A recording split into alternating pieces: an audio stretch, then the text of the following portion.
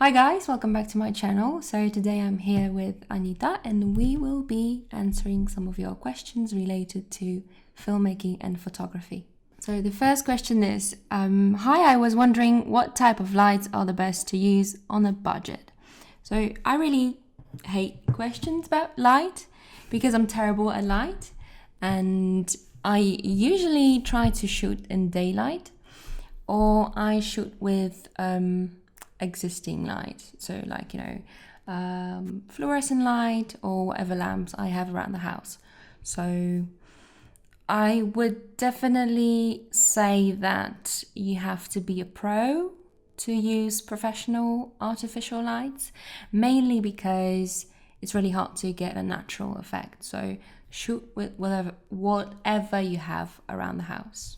Yeah, it's the easiest, I think. Especially when you start with photography, it's the same thing. It's kind of much more complicated to try and introduce lights. And as you said yourself, even from my own experience, even if you try and use continuous lights for your shoots, even if it looks natural to your eye, it might not necessarily look natural on the camera. So I would try and master the natural light first. And then obviously you're much more limited with movement and so on if you use artificial light, because you have to kind of keep in mind the angles and so on. So I would definitely just try and use natural light to start with. How did you learn how to edit videos? I've been wanting to learn how to do so myself, but it's a bit intimidating and I don't know what kind of software to use. But you don't edit your own videos. Yeah, I don't. You some have slaves. I have men doing it for me. For you. You're a woman. I'm a woman, so my place, I belong in the kitchen. Yeah, downstairs. So let's end this video now and go do some cooking. Okay, so what was the question? How did you learn how did I learn? You see, you can't even remember the question. That's the problem. So at first I started off with editing in Adobe Premiere, and I do agree it was quite intimidating, but it only looks daunting. But when you start playing around with it, it becomes a lot easier. So if you are completely new to it, I would probably suggest checking out a tutorial on the basics of Adobe Premiere. And yeah, I think that's actually the best editing software you can get at the very beginning. I actually color grade my films in DaVinci Resolve, and it's very different from Premiere. So once again, that's something new to learn, but DaVinci is quite easy to operate as well. Oh, I don't know. I tried Final Cut Pro. My experience with filming is very limited. It's nowhere on your level. But just for editing my own YouTube videos and so on, the Final Cut Pro. Yeah, but you have a Mac, right? Yes. Okay. And I have a husband who helps me with it. So okay. Yeah. I have a man to help me. So the next question is, will I shoot a video on schizophrenia? I probably will, although I'm not sure when. Maybe in late 2018. But yeah, I wish I could film it, but I'm not entirely sure whether I'll be able to afford to film it, but we'll see. How do you motivate yourself? So would you like to answer that first? No. No? No. Okay, so I have a very simple answer to that question.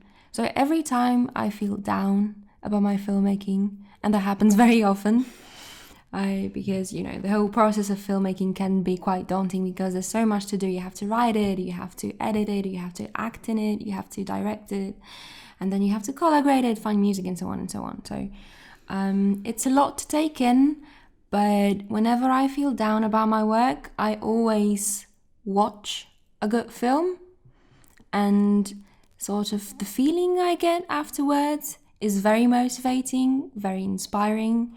So I would probably suggest watching a bunch of good films or reading a good book, and that always inspires me to keep working on my own stuff. Yeah, It usually works, or it makes you even more down because you can't create something like that, and then you just go down the drain. Okay, no, that's a very unmotivating thing. No, I agree. I usually look at different photographers' work and so on, and kind of see what inspires me. I usually just try and take it like one bit at a time, also because sometimes, especially when I have a lot of work, I can become very unmotivated to do my own stuff and to work on my own projects. So it's just about kind of taking it slowly, kind of giving yourself the right setup, kind of separating yourself from everything that will distract you and switching on some nice music or whatever, and just taking it bit by bit. Even if it takes longer, you will get there eventually, hopefully. And one last tip. Go to the kitchen. No. Regarding what Anita said about comparing yourself to the bigger filmmakers or bigger photographers, I used to do that, and it did get me down. Yeah. But then I sort of try to explain to myself that they have a lot more resources, they have a lot more money, they have so many people working on set, so it's quite obvious, and they also have a lot more experience, so it's obvious that they will be better, but I'm pretty sure that they were not as good as they are right now. So don't let that get you down. Don't listen to her. Yeah, no, just practice. And don't listen to me. What camera and editing program do you use? Do you have any tips for cameras and editing programs that are affordable? So there's a whole video on my channel about this, so you can go and check that out. Is there anything you'd like to add? Just use whatever you have. I think the best camera you can get is the one that you have in your hand, I heard. So I heard, apparently, I don't know. If you don't have money, just start lower. I saw myself, like, in even the way I progressed in photography, just use whatever is available to you, learn how to use it properly, and make the best out of it. Because, it's easy to make excuses saying that you don't have the best equipment. But at the same time, if you learn to use your own equipment properly, it will really, really work for you. Yeah, I think we both started off with very cheap cameras and very cheap lenses. You have to build into it. Unless you're born rich, which most of us aren't, you just have to work with what you have and just make the best out of it, I think. So the next question, a lovely girl asked, what's the best way to start your own portfolio, whether in video or in photography? And I think the best thing you can do is just start working. And I don't know, it's just like I've done it so long ago that I can't really remember how I actually started, but I think I just picked up the camera and I started taking photos of my surroundings, and then once that kind of got boring, I just started branching out and reaching out to models and so on. I think that's the best way you can go. Same with video, I'd say, just film whatever is available to you, get a feel of everything, and then just kind of start building up from that, I think. Yeah, you need to have a couple of videos first. And then what people usually do, they create the so-called show reel. So it's like a 30 seconds of their best material. And yeah, that's basically it. And if you want to turn amateur to professional, the best way you can do is just keep going at it and try and get your photos published if you can. Same with videos, just put them up online, put them on like Vimeo and YouTube and whatever, and just keep going at it and keep going until people notice you, and when they notice you, keep going more. I think that's the best way you can do, is just keep pushing, and it's going to be frustrating and it's going to be long, but you just have to keep going at it. Yeah, you have to be patient. I've been doing the kind of YouTube that I'm currently doing for the past year and a half. And I only got my first paid job a couple of days ago. So yeah, just be patient and keep filming. And if you're talented enough, it probably will come to you on its own. The next question is what you're doing now what you always wanted to do growing up? No. I wanted to be a lawyer. I was convinced I wanted to be a lawyer. And then when I was in secondary school, I wanted to be an architect. And then I realized I would be a very useless lawyer and even a more useless architect because I hate drawing. I wanted to do photography for 11 years. now, I think. So like from like 2008 maybe. So considering that I started doing photography when I was 18, 16 or something like that, I was still a child. So yeah, so I did want to do photography for a very long time. But I don't know if I wanted to be a princess or something when I was a child. I have no idea. I am a princess anyway, so it's fine. It's fine. I think I've always been into art-related jobs, if I can call it like that. I remember that my first dream was to be a writer. When I turned 10 or 12 or something like that, when I saw The Lord of the Rings for the first time, I wanted to be in filmmaking, but I wanted to be an actress. When I was in high school, I had no idea what I wanted to do.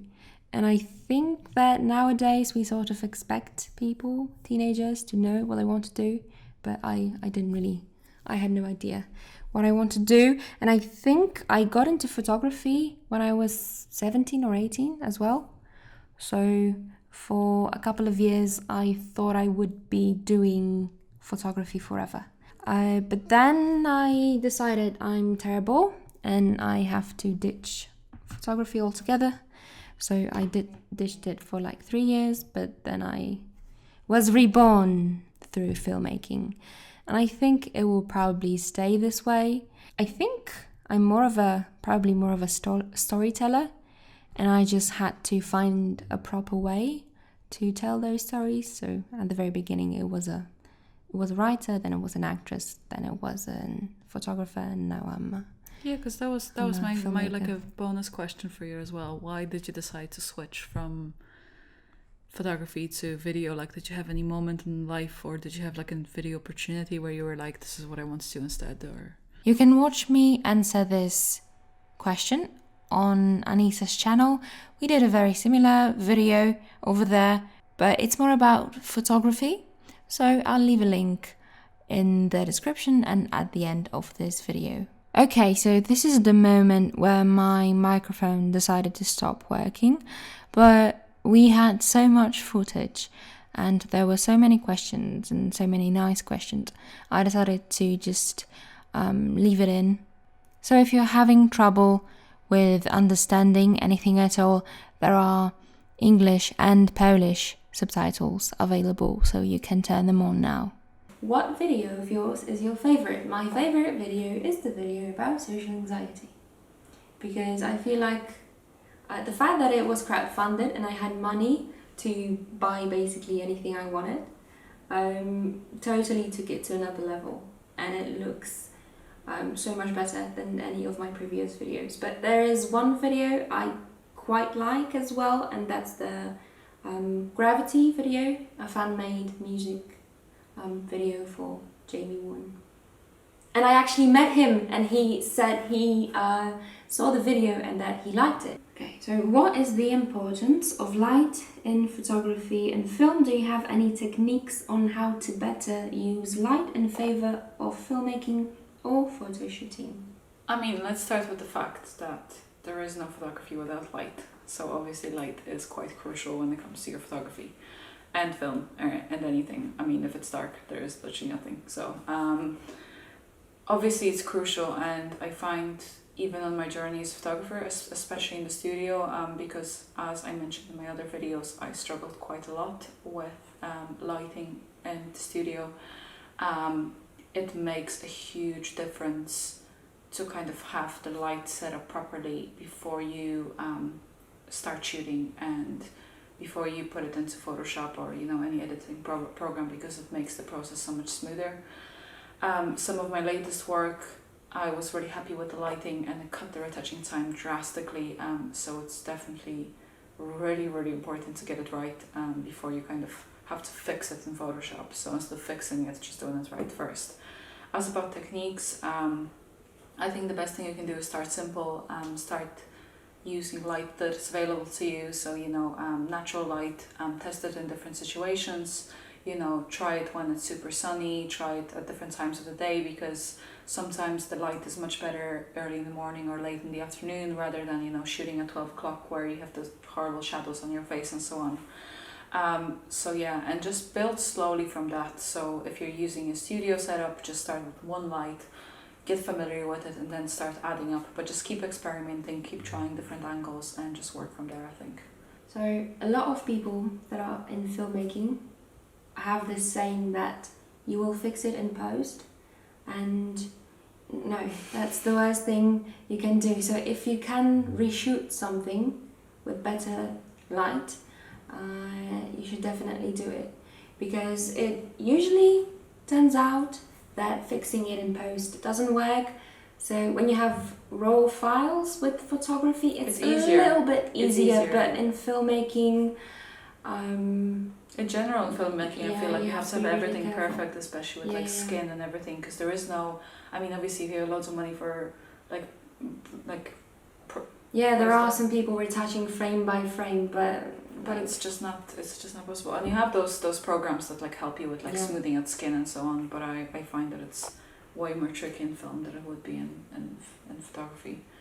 And even photography, it just doesn't look right. Like you can always tell if something is heavily retouched and heavily manipulated. So and yet again, filmmaking is very much about emotions, and like I think that probably lighting is one of the most important tools you can use to create certain emotions, and the use of color is quite important as well. So the next question is, what did you study?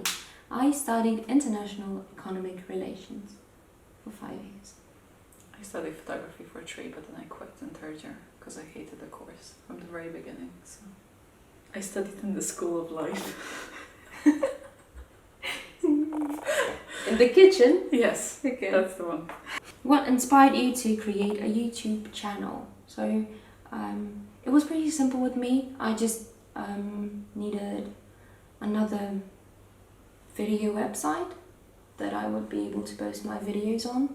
So I never wanted to be a classic YouTuber, because I started off even before YouTube was big, and I was just making these weird short music videos or whatever. And basically I needed a website where I could share my work. I think for me it was kind of weird, because I obviously do photography, so like I don't really do. I actually started with model videos. I started playing around with videos of like models, so like kind of like test shoot type of videos where the model just swirls around for like 30 seconds. But I just found it kind of boring eventually, because like I mean, how many videos like that can you post? And then I just kind of decided that why not kind of.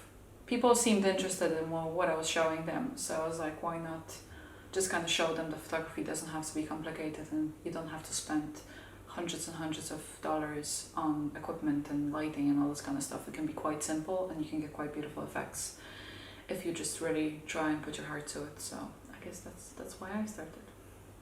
If you like this video, there's more on Anita's channel. Anita is a photographer, as you might have noticed already, and she does a lot of like what do I call these, instructional videos?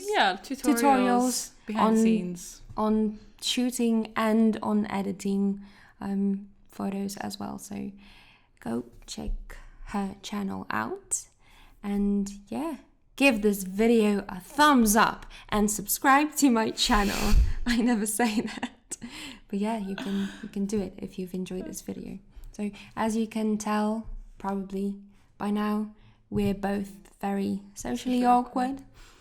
So now you know that I'm not lying about my social anxiety, but I still hope that this video is bearable, and I will see you in my next one.